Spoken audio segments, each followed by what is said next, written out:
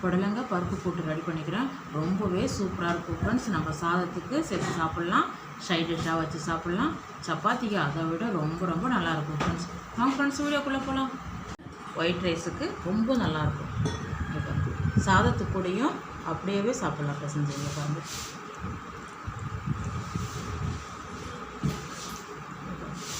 ரொம்பவே சூப்பராக இருக்கும் ஃப்ரெண்ட்ஸ். ஒரு டைம் சமைச்சு சாப்பிட்டு பாருங்கள், அவ்வளோ ஒரு டேஸ்ட்டாக இருக்கும். ஹலோ ஃப்ரெண்ட்ஸ், SRH ஃபுட் சேனலின் அன்பான வணக்கம் ஃப்ரெண்ட்ஸ். இங்கே பாருங்கள், புடலங்காயில் நீட்டு சின்ன சைஸு நிறையா வகைங்க இருக்குது.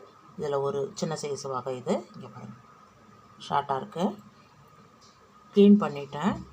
இது சின்ன சைஸாக கட் பண்ணிடலாம் ஃப்ரெண்ட்ஸ். இங்கே பாருங்கள், தண்ணி எடுத்துருக்கேன். 4 டீஸ்பூன் பாசிப்பருப்பு தண்ணியில் ஊற வச்சிடலாம். இதே மாதிரி துவரம்பருப்பு இதுவும் அது கூடவே சேர்த்து நல்லா கழுவிட்டு அரை மணி நேரம் ஊற வச்சிடலாம் ஃப்ரெண்ட்ஸ். இங்கே பாருங்கள், புடலங்காய் கூட்டு ரெடி பண்ணிடலாம்.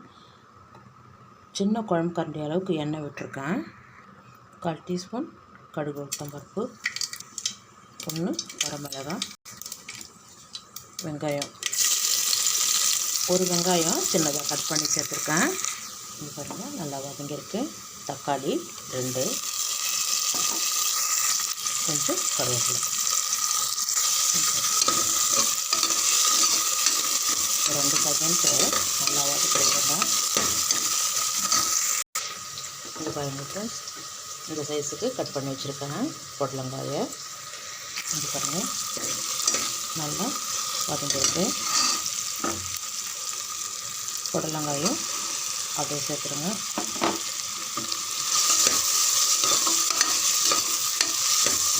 ஒரு 3 நிமிஷம் நல்லா வதங்கட்டும். இப்போ நல்லா வதங்கிருக்கு. 3 டீஸ்பூன் கடலைப்பருப்பு, 1/2 டீஸ்பூன் மஞ்சள் பொடி,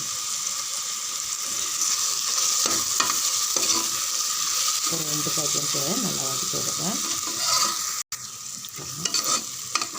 நல்லா வதங்கிருக்கு. நம்ம ஊற வச்சுருந்த துவரம்பருப்பு பாசிப்பருப்பு அப்படியே சேர்த்துருங்க.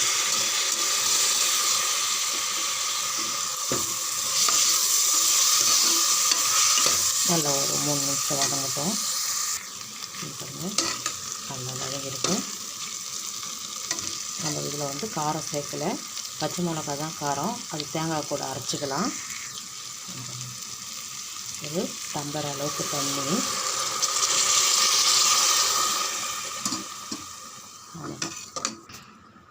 இதுக்கு தகுந்த உப்பு, இன்னும் கொஞ்சம் தண்ணி. காய் முழுகிற அளவுக்கு நம்ம சேர்த்துருக்கிற துவரம்பருப்பு பாசிப்பருப்பு வேகணும். இந்த அளவுக்கு இருந்தால் போதும். நம்ம மூடி வச்சு ஒரு 3 விசில் கொடுத்துட்டா போதும். பாருங்கள், குக்கரை மூடி வச்சாச்சு. 3 விசில் வந்தால் போதும் ஃப்ரெண்ட்ஸ். இங்கே பாருங்கள், புடலங்காய்க்கு கிரேவி ரெடி பண்ணிடலாம். தேங்காய் அரை மூடி, தேங்காய்க்கு பாதி எடுத்துருக்கேன். 3/4 பாகம் கூட எடுத்துக்கங்க. நம்ம காய் எடுத்துக்கிற அளவு பொறுத்து இருக்குது. நான் 250 கிராம் எடுத்திருக்கேன். இங்கே பாருங்கள், அரை மூடி தேங்காயில் பாதி. 5 பச்சை மிளகாய். இது வரைக்கும் காரம் சேர்க்கவே இல்லை, இப்போ தான் சேர்க்க போகிறோம். இதான் பச்சை மிளகாய் 5 எடுத்திருக்கேன். நீங்கள் கம்மி பண்ணிக்கிறதுனாலும் குறைச்சி கூட போட்டுக்கலாம். 1/2 டீஸ்பூன் சீரகம். எல்லாம் நல்லா தண்ணி விட்டு நைஸாக அரைச்சிடலாம் ஃப்ரெண்ட்ஸ். இங்கே பாருங்கள், புடலங்காய் பருப்பு கூட நல்லா வெந்திருக்கு பாருங்கள். லைட்டாக அப்படியே கடைஞ்சி விட்டுடுங்க. பாருங்கள், ரொம்ப மசியக்கூடாது, புடலங்காய்லாம் தெரியணும். அதுக்கு தான் பாசிப்பருப்பு சேர்த்துருக்குறேன். நல்லாவே வெந்திருக்கும். இங்கே பாருங்கள், சும்மா லைட்டாக அப்படியே ரெடி பண்ணால் போதும். இந்த டைமில் நம்ம அரைச்சிருக்கிற தேங்காய் விழுதையை அப்படி சேர்த்துருங்க. நல்லா கலந்து விட்டுடுங்க. ஸ்டவ் ஆனில் வச்சுடுங்க. இப்போ இந்த ஜாரில் இருக்கிற தண்ணி கொஞ்சமாக, எல்லாமே ரெடியாக இருக்குது, அதனால் தண்ணி விடக்கூடாது. கூட்டுன்றதால கொஞ்சம் திக்காக இருந்தால் தான் நல்லாயிருக்கும். இங்கே பாருங்கள், கொஞ்சோண்டு ஃப்ரெண்ட்ஸ், இங்கே பாருங்கள், இந்த அளவுக்கு கொதிச்சா போதும். ஸ்டவ் ஆஃப் பண்ணிவிடுங்க. ரொம்ப கொதிக்கக்கூடாது, அது பபுள்ஸ் வருது பாருங்கள், அந்த நேரத்துக்கு நிறுத்திடுங்க. மல்லி, பச்சை கருவேப்பிலையும் சேருங்க, ரொம்ப நல்லாயிருக்கும். கொத்தமல்லி இலை பச்சைக்கு ஒரு மணம் இருக்குது, எண்ணெயில் போட்டு வதக்கும் போது கருவேப்பிலைக்கு அதுக்கு ஒரு மணம் இருக்குது. இதில் ரொம்ப நல்லாயிருக்கும். அவ்வளோதான், போட்டு சூப்பராக இருக்கும் ஃப்ரெண்ட்ஸ். சாதத்துக்கு கூட வச்சு சாப்பிட்லாம், சைட் டிஷ்ஷாகவும் வச்சு சாப்பிட்லாம்.